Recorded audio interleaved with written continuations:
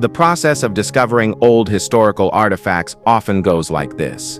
An archaeologist makes the find, and if they have enough knowledge to identify or explain it, they'll do so very well, and if they don't, they'll turn to a genius scientist for help. When scientists can't even explain that thing, it just becomes a mystery.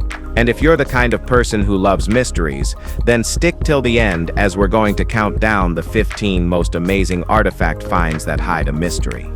Let's start off with number 15, the solar disk.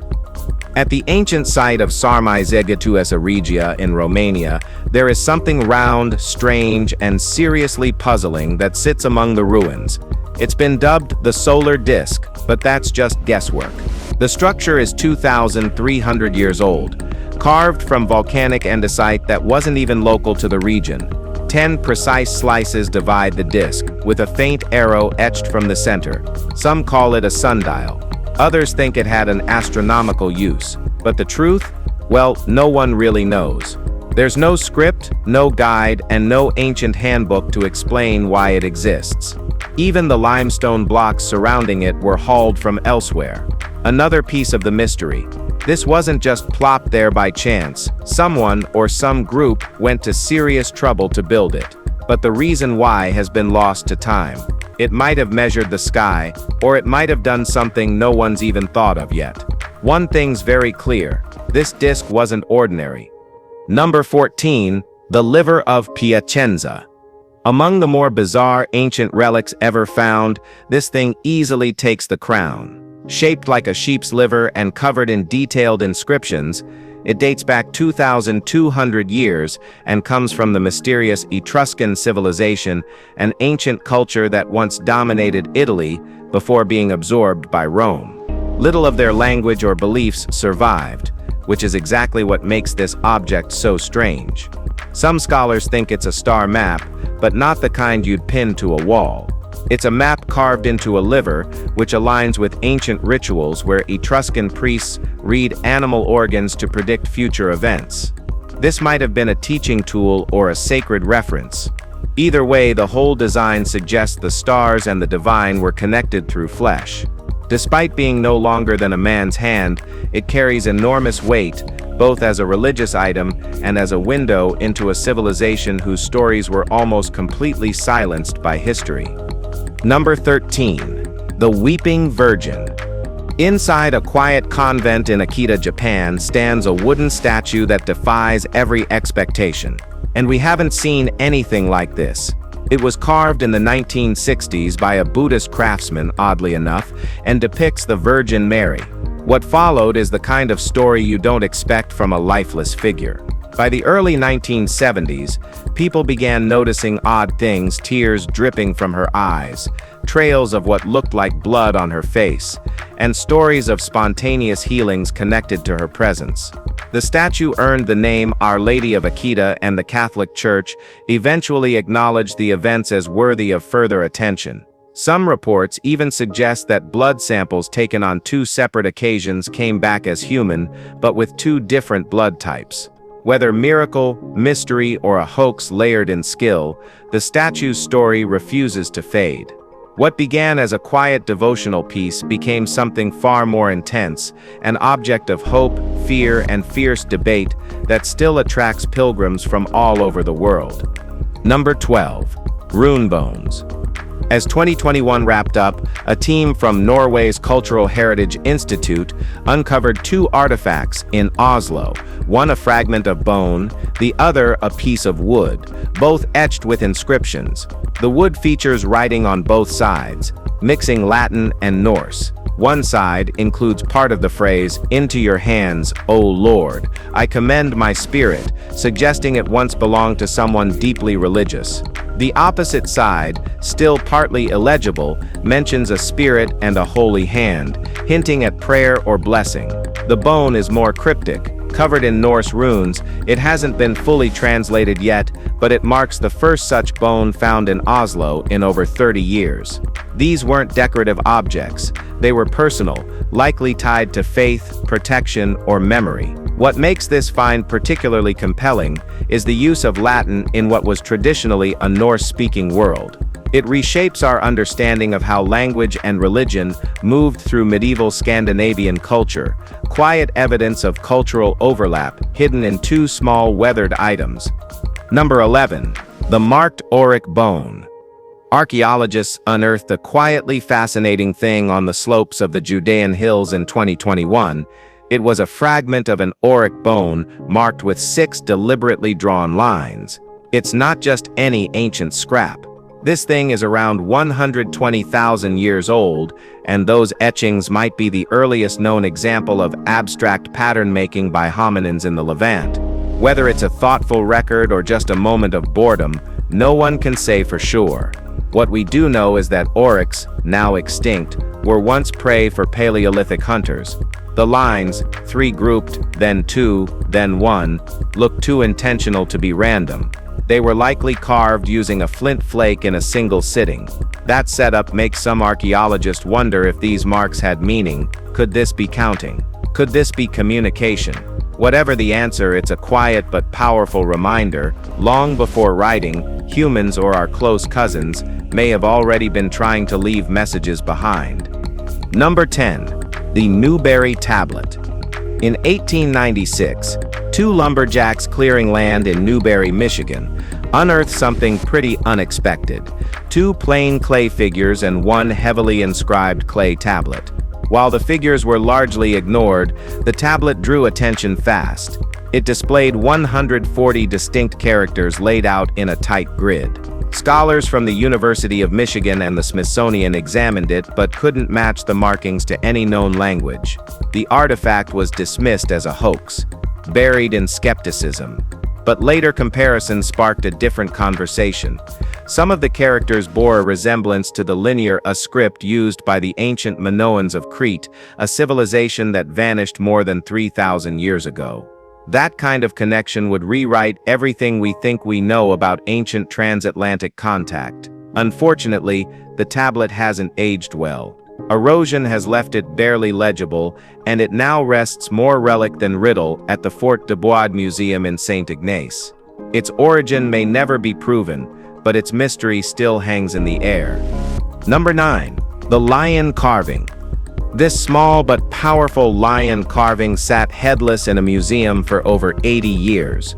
The body was found in Germany's Vogelherd Cave in 1931, but the head didn't turn up until 2013. For decades, experts guessed it was a rhinoceros or bear. Once the lion's head was back in place, it told a different story entirely. This isn't just an animal figurine, it's an astonishing relic carved 40,000 years ago by Ice Age humans. That alone makes it one of the oldest pieces of figurative art ever found. And it forces us to rethink everything we thought we knew about early humans. These weren't just club-swinging cave dwellers. They had an eye for art, form, and detail. They shaped beauty from bone. That's not survival, it's expression. The sheer age and craftsmanship of the lion push it past the realm of the basic artifact. It's a silent challenge to modern assumptions. Were our ancestors more complex than we've ever given them credit for? Number 8. The Helmet Inscription. A helmet can say a lot about its owner, sometimes literally.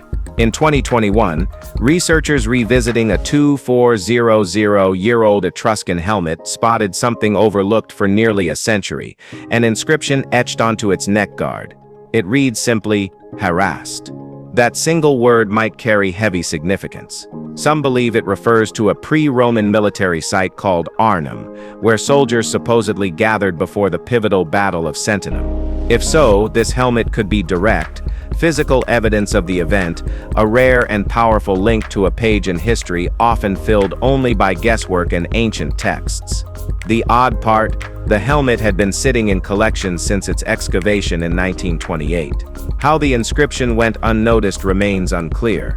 There's also the simpler possibility that harassed wasn't a place but a name, maybe the owner's. Either way, it breathes a new layer of story into the artifact. Whether a battlefield memento or a warrior's personal gear, it has more to say now than ever before. And again it proves, we know nothing about our past. Number 7. The Nar Pallet.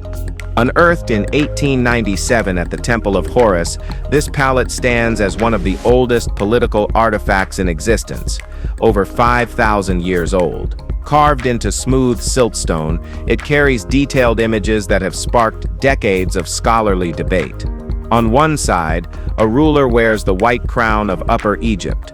On the other hander, he dons the red crown of Lower Egypt. That dual display is what led many Egyptologists to conclude that this pallet marks the unification of Egypt under King Narmer. It's also one of the earliest uses of hieroglyphs, not just as writing but as a record of power and identity. However, some researchers argue it's not about unification at all, but rather a victory over foreign enemies. Regardless of interpretation, it's clear the Narmer pallet wasn't decorative, it was a tool of statecraft, storytelling, and control. Whether celebrating conquest or union, it shaped the way future rulers presented their legacy through image, symbol, and stone. Number 6. The tiny statues of Carnack. Carnack is known for towering monuments and vast temples, but in 2015, attention shifted to something far smaller. Archaeologists unearthed a set of miniature statues near the Temple of Ptah, 14 figures of Osiris, 3 carved baboons, 2 depictions of the goddess Mut, and a cat statuette. All were meticulously crafted, delicate yet rich in detail despite their size. These weren't random ornaments. Their placement and precision suggest something more meaningful, possibly votive offerings meant to honor the gods or bring fortune to the giver. The fact that they were found so close to the temple adds weight to that idea, but their specific purpose remains unconfirmed. Unlike typical votive pieces, these had a quality that went beyond the ordinary. They were intimate, maybe even personal, tokens of faith offered in a moment of need or gratitude. Their small scale doesn't diminish their impact. If anything, it makes them more compelling. Proof that even in the shadow of Egypt's grandest structures, belief often lived in the smallest things. Number 5. The mushroom stones. Mushroom stones have been showing up in Guatemalan ruins for over a century. They've popped up in parts of Mexico too. No one agrees on what they really mean, and maybe that's part of their strange magic. Some scholars say they honor psychedelic mushrooms, the kind shamans once used to chase visions. Others argue the shapes are phallic, tied to fertility rites, could be both. In many Central and South American cultures, mushrooms weren't just food or medicine, they were spiritual gateways. The Aztecs even had a name for their psychedelic fungi, Tiononacatl, which means flesh of the gods. And they weren't the only ones using them. Zapotecs, Mixtecs, Mazatecs, and others all sought divine visions through fungi. So, when you look at those carved stones, some smooth, some surreal, you're not just seeing a mushroom, you're seeing a culture's belief in something greater, stranger, and perhaps even divine. They weren't sculpting snacks, they were honoring a doorway to another realm. Number 4. The Reindeer Antlers. In 2017, a reindeer antler surfaced from the soil of Gołębiowo, Poland, and quietly challenged everything we thought we knew about Mesolithic Europe. The object, carved with geometric patterns and drilled with a single hole, dates back nearly 9,000 years. But that's not the strange part. Reindeer didn't live in Poland at that time. To get an antler like this, someone would have had to travel hundreds of miles to modern-day Scandinavia or northwestern Russia, or trade with someone who did. This piece might be simple in form, but its implications are massive. It hints at a much broader trade network than previously believed, one that connected distant hunter-gatherer communities long before agriculture or writing existed. The carved triangle suggests symbolic intent, maybe ceremonial use. Or maybe it was a pendant, a token, or a tool. Whatever its original purpose, it carried meaning, and it traveled far to reach its final resting place. That alone makes it a priceless key to the forgotten past. What do you think about it? Number 3. Birch bark letters. For years, birch bark letters lived somewhere between folklore and speculation, mentioned in old writings but never found. That changed in 2021 when archaeologists uncovered a set of them at a 15th century estate in Veliki Novgorod, Russia. The estate had already been a gold mine for researchers, with wooden dishes, fishing nets, and even leather shoes turning up. But the birch bark letters stole the spotlight. Some date to the 1200s, others to the 1100s, making them some of the oldest examples of written correspondence in the region. The content varies. One writer demands payment for unspecified services. Another appears to be a child practicing their alphabet, complete with doodles. It's more than just preserved ink on bark.